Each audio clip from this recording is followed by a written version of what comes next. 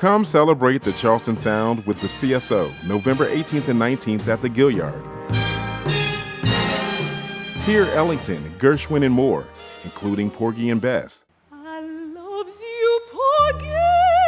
Come listen and cherish the lasting influence of African American culture on music known as the Charleston Sound. Special guests include soloist Jason McKinney and Indira Mahajan, guest conductor Chelsea Tipton, the internationally acclaimed Claflin University Concert Choir, the College of Charleston Concert Choir, and the Charleston Symphony Orchestra Chorus. Tickets start at just $25. Go to charlestonsymphony.org today. Hello, everyone. I'm Yuriy Bekker, Artistic Director of the Charleston Symphony Orchestra. I'm here to tell you about a very special concert that the next Masterworks. It's called the Charleston Sound. And I have terrific guests today on the show, and I wanted to welcome. Our first guest is Kellen Gray. Kellen Gray is Charleston Symphony's associate conductor, and he's also the brainchild behind Project Aurora, which we're going to talk about. Kellen, welcome. Good to see you, Yuri. How are you? Good to see you, Kellen. Great. I'm so excited about this program. Can we talk just about the whole program as a whole? What can our listeners expect? Yeah, sure. So this is our first Masterworks that really highlights what we call the Charleston Sound here. And so you really have sort of a tasting menu in a lot of ways of kind of what that sound is. So it's a program in its macro sense. It's spirituals, it's jazz, it's classical music that's related from jazz, and then it's also obviously highlights from the opera that people most associate with both Charleston and with African American culture. So we're starting off the night with Cecil Mack and James P. Johnson's "The Charleston." It's the song that everybody knows and associates with Charleston, and the dance is from James P. Johnson's show Runnin' Wild. And so we're starting with a concert version of that.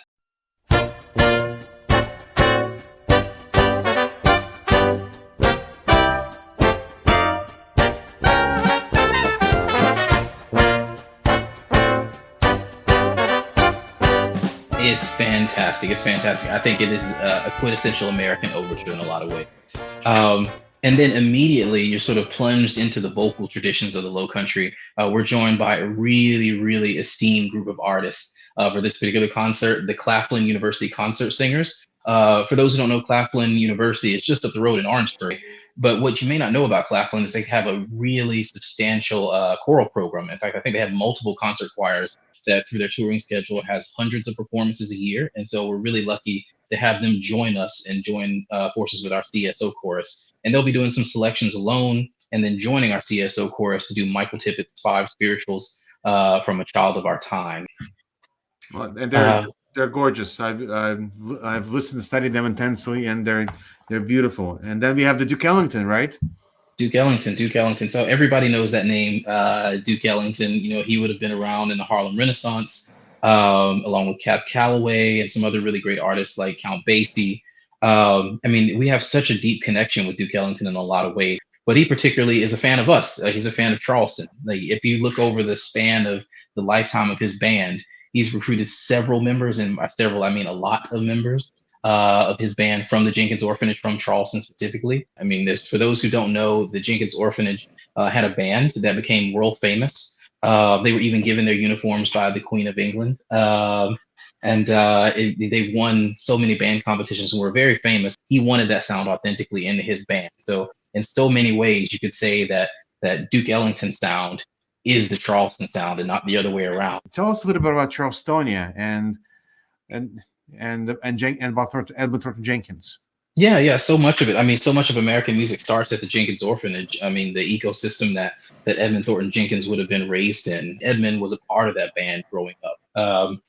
So he was a talented musician, but he actually moved away from Charleston. If you can imagine, again, late 19th century, early 20th century, being a professional musician and composer of African descent, there were not a lot of opportunities for him. So he actually left Charleston, left the United States, and went over to England. Charlestonia is a rhapsody specifically about Charleston, where you really hear the cosmopolitan sounds of our streets, of horses, of car horns, of people walking, chatting.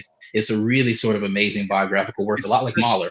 It's such a fun piece. There is truly a story behind it. You can really imagine a narrative.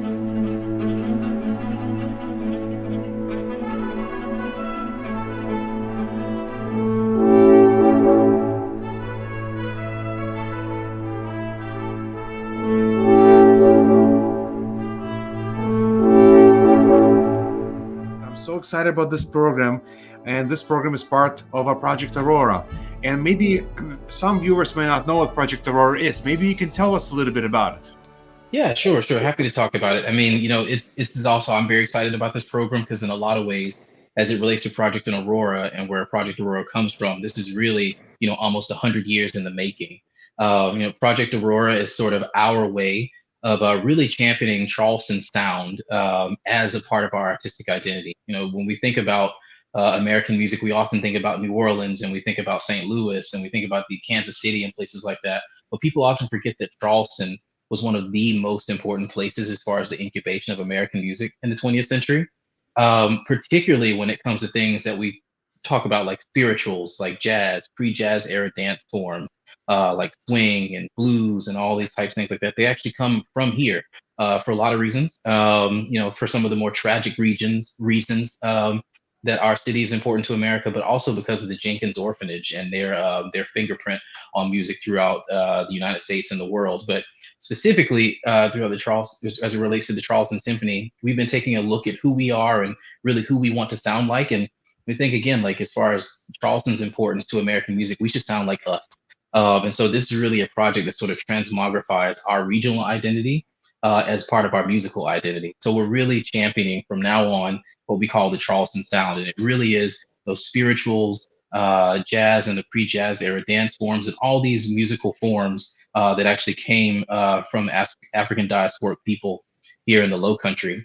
And particularly in the early 19th century, there was this group called the Aurorian Coterie that worked out of Avery. It was a group of all Black artists and composers and writers, essentially the music and literature faculty of Avery, who created this coterie that put on what they call entertainments of music and literature to teach social acumen and to teach the importance of African American arts and culture. And so we're looking through Project Aurora to continue their mission, basically sort of elevating African American arts and culture that were born right here on our soil to the presupposed importance that gets given to European composers and artists. I know, Kellen, you have to go, and I just wanted to thank you so much for your vision and for helping put Project Aurora in place to Charleston Symphony and so that all of our listeners can enjoy it. And now it's a great pleasure to welcome our guest conductor, a wonderful musician. That's Chelsea Tipton.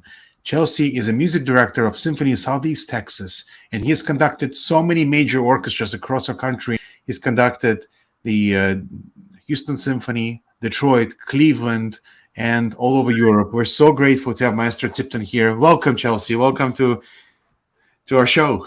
Thank you so much for having me. Well, this is an interesting program because typically when I go to guest conduct somewhere, they'll say, what kind of music would you like to do? And there might be a soloist, and we kind of build a program around the solo, the concerto, for example. This has been a very interesting process because most of the program was already selected and you all already had kind of a vision. So adding me to the equation was, for me as a conductor, was trying to see if I can blend into the vision of this program. And it's introduced me to some new music for myself, as well as some old favorites with the Gershwin, Porgy and Bess, and the Ellington. So I'm really excited. It's always nice as an artist to kind of get out of your box, your comfort zone a little bit. Well, Chelsea, I think not just blend in, but I think you have a significant mark on this program. And this program has such deep connections to Charleston. And this is something that our associate conductor, Kellen Gray, he worked so hard on. And I think that this will truly leave a mark on our community and our organization. And what I love about that is we as you'll see, we have a great soloist coming in to the area. But we have hometown regional people as part of this program. It's not enough for orchestras to say, we're just going to bring in the greatest talent. We also have to be connected to the community as well. And exactly. This is a wonderful way to bring the community and to bring other talents from around the country as well to be part of this program. And we have, in addition to great choruses, we have wonderful soloists. We have Jason McKinney, baritone, who is a friend to Charleston community and Charleston Symphony. He's sung with us many times already. And we welcome a new soloist, Indira Mahajan. She's a soprano, wonderful vocalist. So we're excited to welcome her. And then we have the music of Duke Ellington. I love Duke Ellington because he was a fearless composer. We think of Ellington as a jazz composer. He is absolutely in the jazz, but he was not afraid to bring the orchestra, the European traditional orchestra, into his music. And this piece we're doing, Black, Brown, and Beige, is a piece that was originally written for his big band, but he later had it orchestrated by Maurice Perez for the orchestra.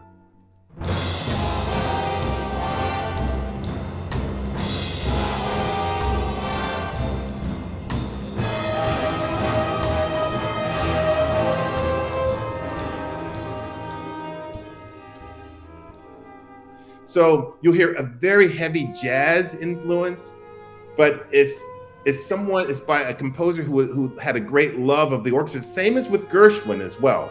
And of course, we have wonderful soloists. In addition to Indira Mahajan soprano and baritone Jason McKinney, we have two sensational local soloists joining them on the spirituals, and that's tenor Harold Mears, and a mezzo soprano and the faculty at Charleston Southern University, and that's Jennifer Lucan. So we're excited that they're joining us as well. But I'd like for us all to meet one of the soloists. That's Jason McKinney. And Jason, what a treat to have you with us. Thank you so much. Thank you, Yuriy. It's a pleasure to be here to talk to you about this wonderful, exciting concert and to virtually meet Maestro Tipton. I look forward to working with you, but it is indeed such an honor to be able to come to Charleston and to perform one of my most favorite pieces, that is Gershwin's Porgy and Bess, which was inspired, as we know, by the wonderful subject matter and colors of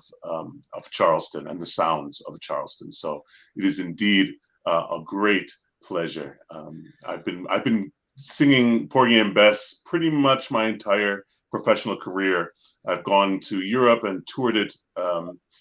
Many performances. I don't want to overspeak, but it's probably close to 200 performances of Porgy and Bess, singing in the chorus and compromario roles. And then in the US, I've performed it about 35 times in the title role of Porgy. So I've studied the role, I've studied the history of the piece, and the history of the role of Porgy is quite amazing. Gershwin himself was inspired by a singer in New York by the name of Paul Robeson. And I have really tried to incorporate some of Paul Robeson's style and in my own singing. And I've even created some works around his story, which is a great story. So I encourage people to look into him. But he inspired Gershwin to make the role of Porgy a nice big bass role, because that's what Robeson was. But Robeson didn't read music so well and wasn't inspired to perform this role of Porgy, of the man Porgy, a crippled beggar person. And so he went to Europe and performed there and was able to create a very good career for himself over there. And that's why the role has a different tessitura or average note. In the beginning, it's a very low roll, and by the end, it's a much higher roll. It's very up there, and that's because there were two different singers that were using that were inspiring Gershwin's ear. And he really did a great service for the people of color in the United States by giving them this role and mandating that only people of color are allowed to sing this, his work in the United States. And I've had the pleasure of working with Ms. Mahajan, Indira, and we've sung this show many times before in Europe, but this will be the first time that we've gotten to work together here in the United States. So I'm really looking forward to it. And Jason, would you give us maybe a couple of second teaser of what we can expect? So I think I'll probably do Porgy's song, since it is Porgy and Bess.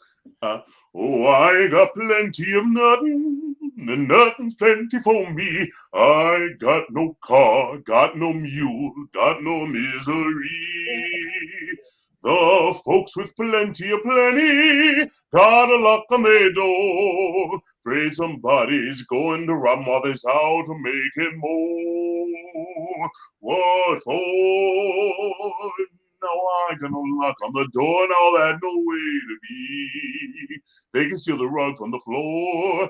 That's okay with me, because the things that I prize, like the stars and the skies, all are free. Oh, I got plenty of nothing, and nothing plenty for me. I got my gal, got my song, got heaven the whole day long. No use complaining. Got my gal, got my Lord, got my song.